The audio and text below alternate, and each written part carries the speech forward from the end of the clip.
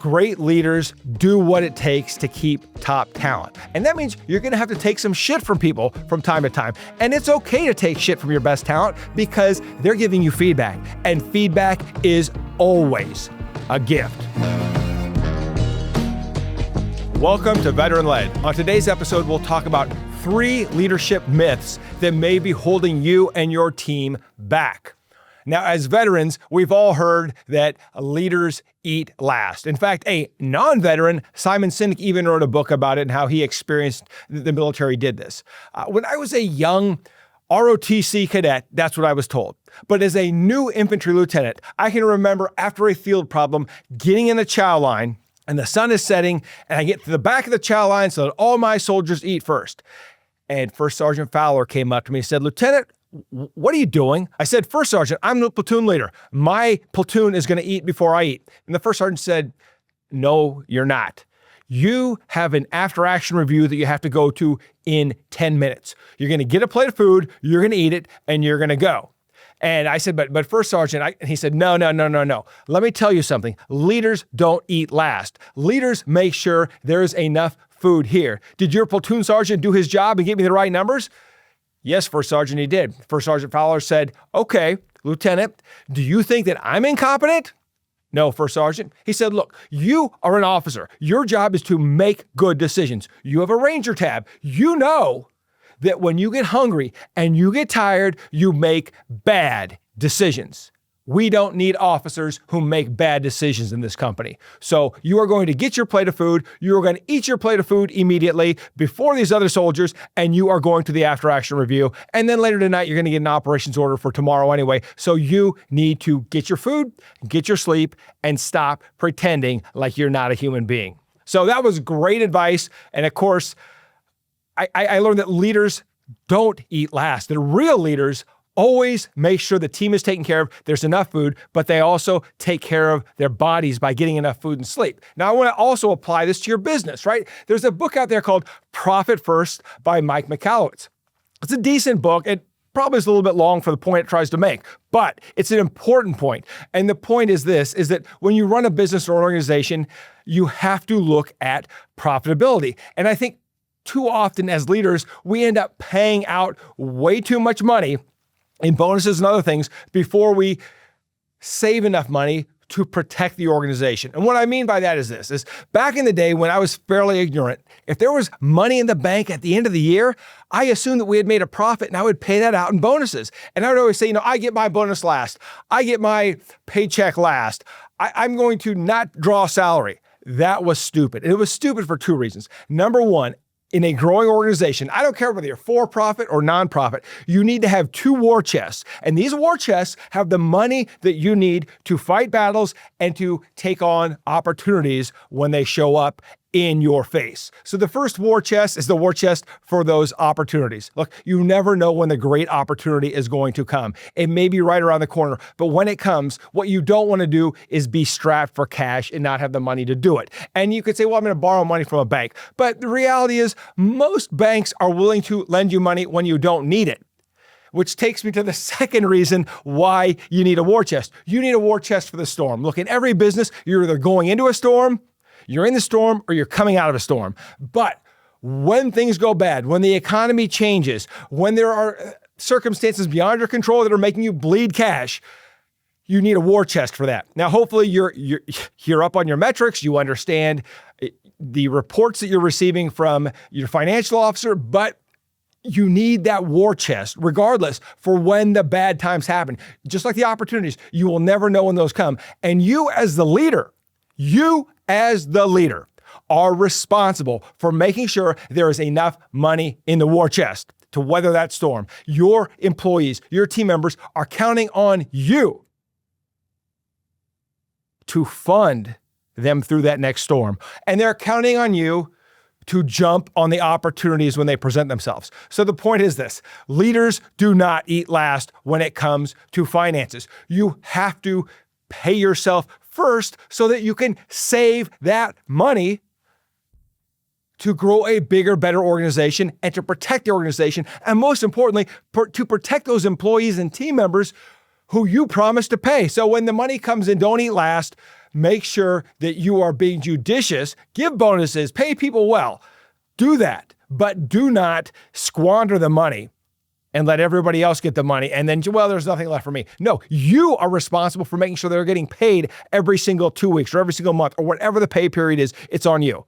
And you cannot eat last. You need to make sure that you treat people fairly, you pay them enough, but that you are also protecting the resources. You as a leader are the steward of the company's resources. Now, I want to make it clear. Leaders don't eat last. Leaders make sure everyone eats. And when those opportunities or storms come, if there's not money in the bank, they're not going to eat. So you need to make sure that you are taking that money out and doing something smart with it. Now, the earlier part that I want to hammer again is that in a more literal sense, leaders get enough food and they get enough sleep to function at optimal levels, right? I know a lot of leaders that they get stressed out, they're working long hours, they don't eat, they don't sleep, and eventually it will catch up with you. I saw this in Ranger School where some of the best Ranger candidates that I knew going through the course failed because they got so hungry and so tired, they couldn't function when they were put in leadership positions. So take care of yourself. As a leader, you have to perform at your best. Every single day is game day. There are no rehearsals when it comes to making those business decisions. Once you make them, you've made them, and you've got to move forward, and you can't do it if you're not taking care of yourself. Myth number 2, strong leaders don't take shit off of anyone. Now, you probably remember that first sergeant who was always right, and you always did what the first sergeant said. That's great in the military. Doesn't always work in the civilian world. In fact, it rarely works. Look, great leaders take shit from team members because they know if those team members don't feel heard, they're going to leave. Look, great leaders do what it takes to keep top talent. And sometimes that means letting team members be heard by being open and honest about your mistakes. And that means you're going to have to take some shit from people from time to time. And it's okay to take shit from your best talent because they're giving you feedback. And feedback is always a gift. Now, as a leader, you're also going to have to take shit from customers. And I know what you're saying. Well, the customer is always right. Well, no, the customer isn't always right. And look, we work in the legal field and we have people come to us with all these legal theories. And the reality is that a lot of times it's stuff they read on the internet that is inaccurate. But it is important that that customer feel heard and feel respected. And so sometimes we have to take shit because that is the only way. That is how that client or customer is going to express themselves. And once they express themselves and feel safe doing it or feel they have to express themselves however they feel they need to do it, as we listen, we can then figure out the problem. And sometimes the problem isn't always what they're upset about. It could be something else. But if we aren't willing to take the shit and listen and truly listen, maybe to not what is being said, but what is not being said by the client or customer, and dig in and figure out how to fix it, we fail as leaders.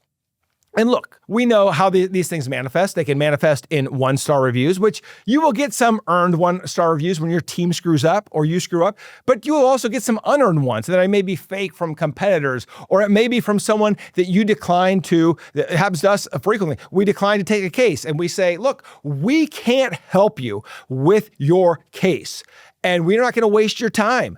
And some people get offended by that. They get upset by it and they want to yell at us, or they want to leave a 1-star review or whatever. And they're like, they say they help veterans. They don't help veterans. But the truth is we can't help everybody. And if we can't help someone, we're not going to waste their time and pretend. We're going to be honest and upfront. And that requires us to sometimes take some blowback. But that is part of being a leader. It's about doing the right thing regardless of how the other person behaves. We have to stand strong as leaders. And of course, yes, you're going to get attacked on social media. And you're going to have to take some of that too. And of course, you're going to get attacked by competitors. But as Winston Churchill said, and I'll probably misquote him here, but it's something to the effect of, you can't throw a stone at every barking dog.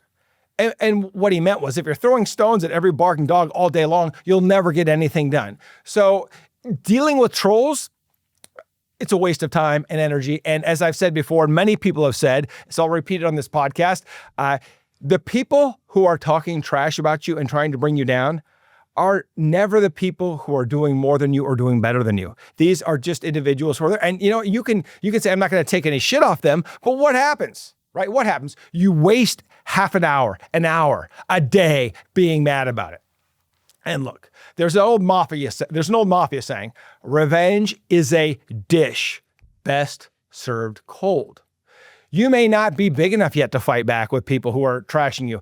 And let's face it, you could get in trouble if you throat punch somebody. Now, of course, you can do it literally. Yeah, you will be charged with assault. So physical violence is never the way to go in a dispute, but also figuratively, right? If you go back and try to fight somebody on social media or somewhere else, you're just going to get mud on both of you. It's just better to take the high road. And sometimes, and often, I should say, no response is the best response. I remember there was something called the Barbara Streisand effect. And essentially what people talked about was if someone says something negative, sometimes it's better just to ignore it instead of blowing it up and blowing it way out of proportion. So you don't want it to get, if you don't want it to get out and get bigger, sometimes the best thing you can do is just take it and ignore it. And then, of course, as you continue to grow, you're going to deal with frivolous lawsuits. It was interesting. I was sitting with this CEO of a Fortune 500 company, I was asking him how things were going, and he said, "Well, we're down to 10 lawsuits now." And I was like, "Wow, 10 lawsuits, right?" If you're going to grow, you're going to deal with frivolous lawsuits. People are going to come after you, and the key for that is, don't lose focus with anger and don't fight it on your own, right? This is why there's that opportunity to hire good lawyers. And instead of trying to pound someone on the ground, let the lawyers do the pounding. That's the lawyer's job. You as the leader must remain focused. And when you let these things distract you because I'm not going to take any shit off of anyone because I'm the leader, and that's what leaders do. No, it doesn't work that way. Don't be the first sergeant who didn't have to take any shit off of anybody because he was in charge of the company. Yeah, he was, but he didn't have to deal with a lot of the external forces that you saw. But you can bet that he still had to deal with that sergeant major. He may not have gotten along with that company commander. He may have had all sorts of extraneous forces, but you just didn't see him. So I think when we think back to the glory days and we think about that strong first sergeant who didn't take shit off of anyone, he probably took shit off a lot of people, but he never took shit in his own company. And that's the difference. But he was in a company where, of course, people couldn't leave. People can leave your company every day. Now, if you're going to lead, I've heard this before, you need the mane of a lion. You need to be able to take beatings, ignore ankle biters, and overcome all betrayals with grace and ease. Look, you're just going to have to put up with it. And you're not going to look like a weak leader if you take it from time to time. Just take it. Ignore it. Do what you have to do. But where you sometimes look weak is when you fight back against the ankle biters and some of these small things that should be way below your periphery. You shouldn't even be seeing them and you shouldn't be dealing with them. And great leaders don't get sucked down into the mud. Now, the third myth is that strong leaders come into every situation with confidence. And that is absolutely not true, right? If you're always confident, you're arrogant and probably ignorant, right? You probably don't even know some of the jeopardies and dangers ahead of you. As Andy Grove said, only the paranoid survive.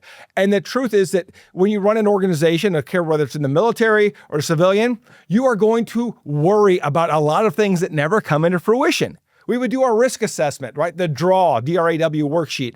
And we would think about all the possible bad things that could happen during a live fire exercise. Did those things happen? Rarely. But it was in identifying the risks and taking matters into our own hands to mitigate those risks that prevented those bad things from happening. So the reality is you're not always going to be confident, but you must always have confidence in your team. Look, you don't have to know everything, but you should have a team that knows everything that you need to know to function and to get to the next level. So the caveat is that you as a leader may not know everything, but collectively as a team, you should know everything you need to function on a daily basis. Know the things that your company needs to do. And if you don't have the ability, then bring in the ability, bring in the talent. Now, if you don't have that talent, then it's probably time to top grade and hire better leaders on your staff so that people that have the answers are on your team. And this happens all the time. As your organization grows, you're going to become less confident in your team because you are going to outgrow some of the team members. Some of those team members who had the capability to lead your team when you had 10 team members will not be able to lead the team when you have 100, right? It's just like saying that sergeant team leader can be a first sergeant. Maybe after time, but it's not always true. Not every person that makes E5 makes E8. And so not every leader who is successful leading a smaller element can lead a larger element. And that's just, we hope all of our leaders grow over time and develop, but not all will. Everybody has a ceiling. And it's important to understand that at some point, when you're not confident, it might be time to top grade. But it's okay to not be confident because then you'll know I'm not confident. Something isn't right here. Why am I not confident? Is it in my own knowledge, or do I feel like I don't have the experts on my team who can solve the problems that need to be solved in this stage of our growth? So look, you won't be confident in every situation, but you must never panic. Now, I remember a woman that I greatly respected. She was leading a business and her business took a hit and she lost it. She started crying in front of her team when she broke the news to them, and the team got scared and some of her key leaders left. They're like, well, we don't want someone who can't handle adversity. And it's easy to sit back and judge and say, that emotional response by that leader showed weakness. But the leader wasn't confident, but the leader probably should not have shown fear in front of her team. And I think a better leader would have acknowledged the situation, but assured the team they would get through it. Even if we don't have the answers, it's okay. But if we as leaders empower our team and say, look, we know this is a problem and we know we've got the right team members here and I really need your help. Let's work through it to get through it. You're going to instill more confidence than showing an emotional reaction to your team. So will you ever as a leader be totally confident? No, but you should always be confident enough to prevent the team from panicking. Look, in sum, strong leaders don't eat last, right? Strong leaders make sure that everyone has enough to eat. They do their planning and they take care of their minds and their bodies. Number two, strong leaders are able to take shit without losing focus. Finally, strong leaders are not always confident. They just appear to never be shaken or rattled by anything. Thank you for joining us today on Veteran Led. We appreciate the listeners who send us their leadership myths. If you have believed leadership myths that you have found are no longer true, please put them in the comments.